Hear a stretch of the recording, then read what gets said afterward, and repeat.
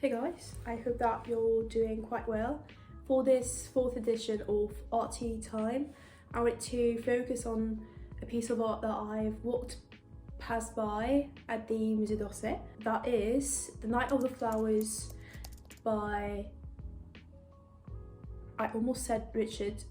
It's not Richard, it's George Grosz. It is a massive all-on canvas that was finished in 1894. To be fair, before preparing for this video, I did not know much about what the painter wanted to convey through his painting, or what the painting was actually portraying and the symbolism of it. However, and that is the reason why I've chosen to talk about this painting and to dive a bit more into the thick of it. Walking past that painting was a very peculiar experience because, first of all, the painting is massive. It's like 2 meters long or something like that. And I'm also quite sensitive. Is that the right word? I'm not sure.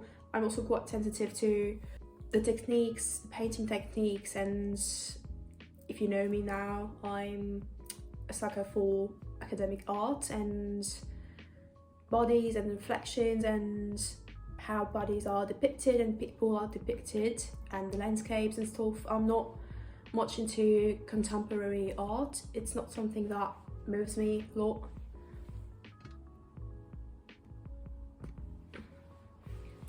I'm gonna insert some pictures of the painting on the screen, but it's not the same as seeing the painting face to painting, if we can say that. It's a whole experience to see the painting in real life. I really like the reflection on the knight's armour, on the vibrant colours, and if you know me as well, I used to be an apprentice in floristry, so I'm quite interested in flowers. That's a subject that catches my eye, and to me at least, the ladies on the painting around the knight almost look a bit translucent, as if they were ghosts or magical creatures. There's a whole eerie vibe to the painting that I like very much.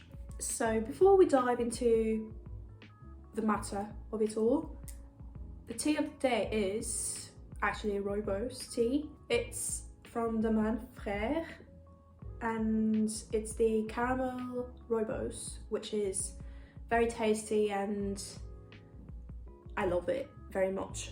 I could drink it every day of my life. For starters, let's give a short visual description of the painting. Almost at the center of the painting, there's a knight standing, so a guy who does not have his helmet on and his face isn't covered. He is wearing a knight's armor. It looks as if he was trying to push the woman away with his hands, the way they are drawn and the way they are moving. They seem to be moving.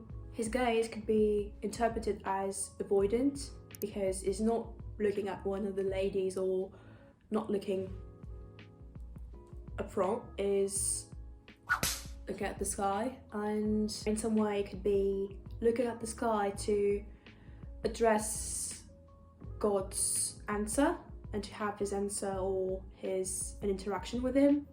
He might be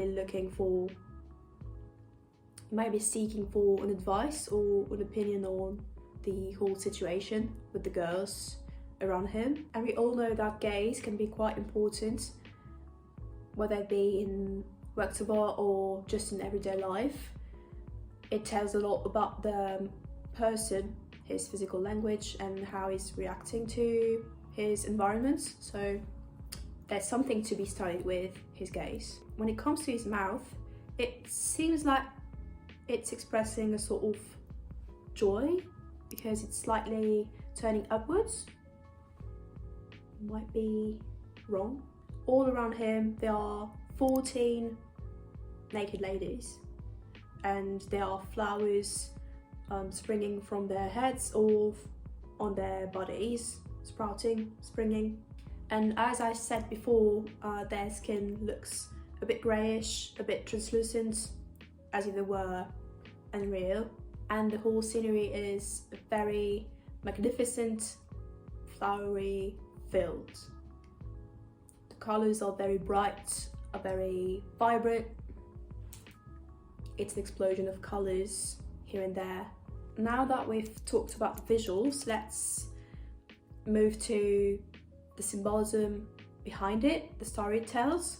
From that on, those are things that I didn't know before making my research for this video.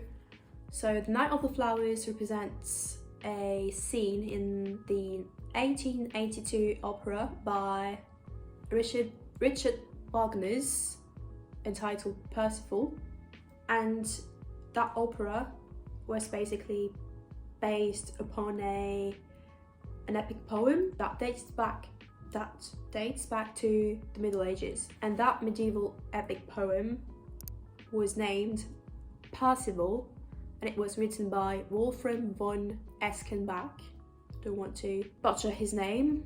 So the 1882 opera tells the story of Parsifal, who is basically a knight from what I've understood, and he is asked to go on an adventure to get one of the 2 items that make the Holy Grail. You might have heard of the Holy Grail somewhere. It's something that I've heard of before. It's a very symbolic thing that many people know about, but we don't really know the symbolism of it and where it came from. The whole lore around the Holy Grail dates back to the Middle Ages.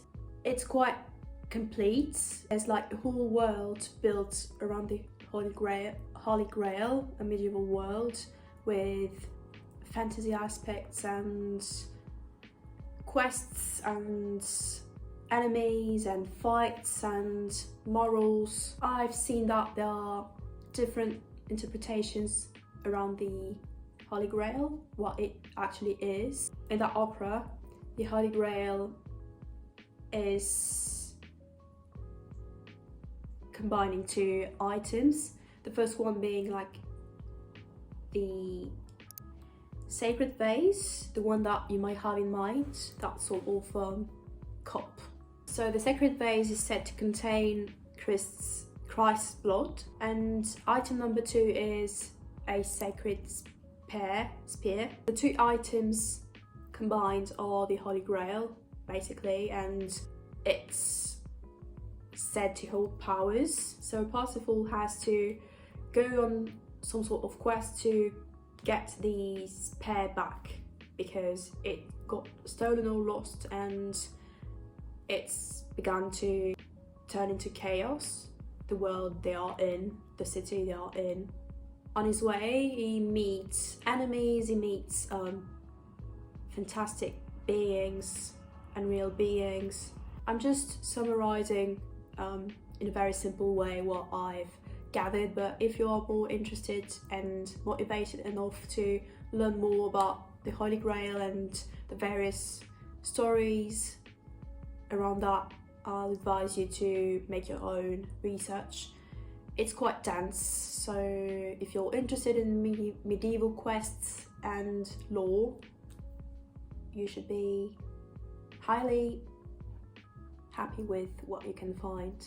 So basically the painting is portraying scene number 2 from the 2nd act, if I'm being correct here.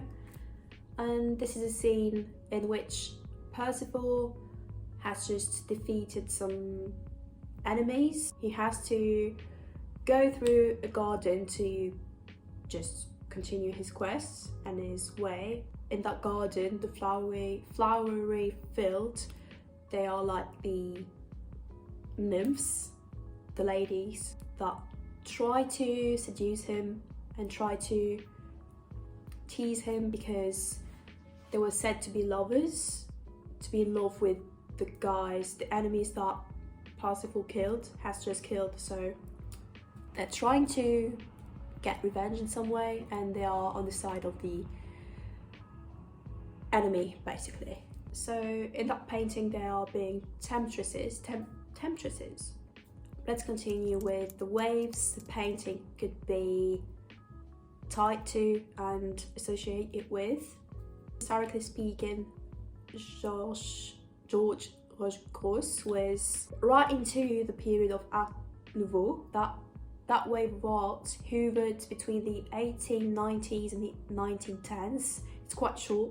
You might have seen Art Nouveau architecture or Art Nouveau pieces of art. You might have seen Art Nouveau 2D art. It differentiates itself thanks to its curved lines and shapes, its floral and natural patterns, the bright colours, overflowing decors, and overall the kind of dreamy aesthetics. Pre-Raphaelite art is said to be like the older brother of Art Nouveau in some ways. From what I've seen, Pre-Raphaelism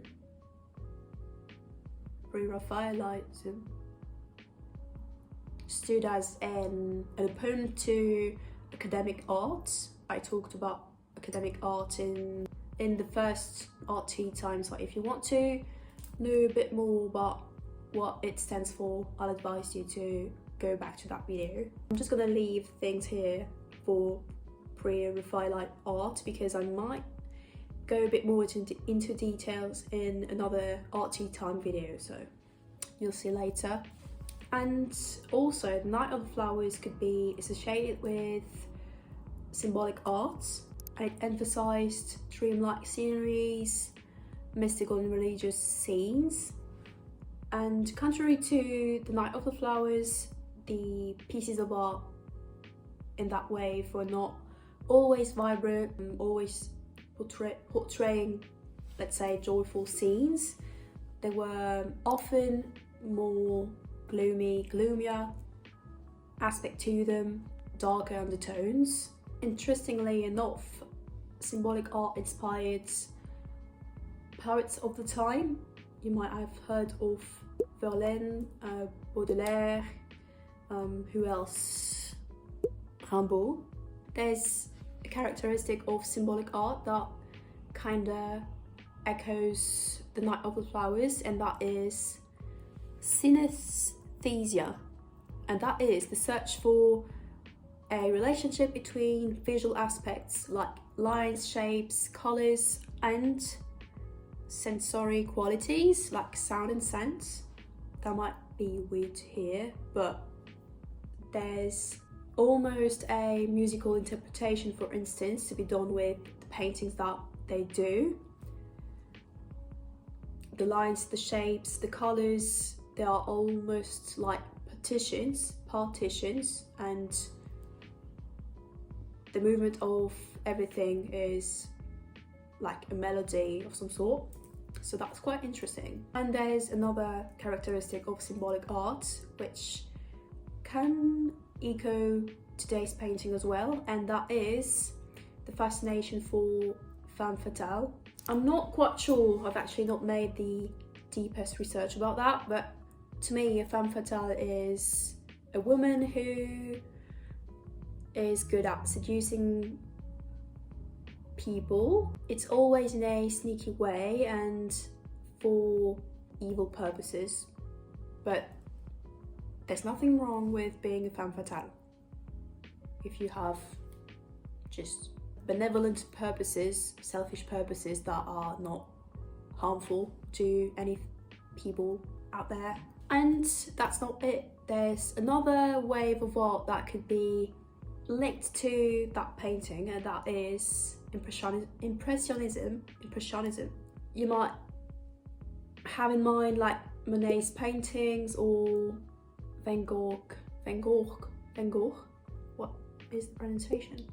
Van Gogh's paintings with the, and there, if you look at the painting, you could see that the flowers are almost painted in that manner with the in the background. They're not very precise looking, they're almost like shapes, and almost like you could see how he's moved the brush, the painter, on the canvas.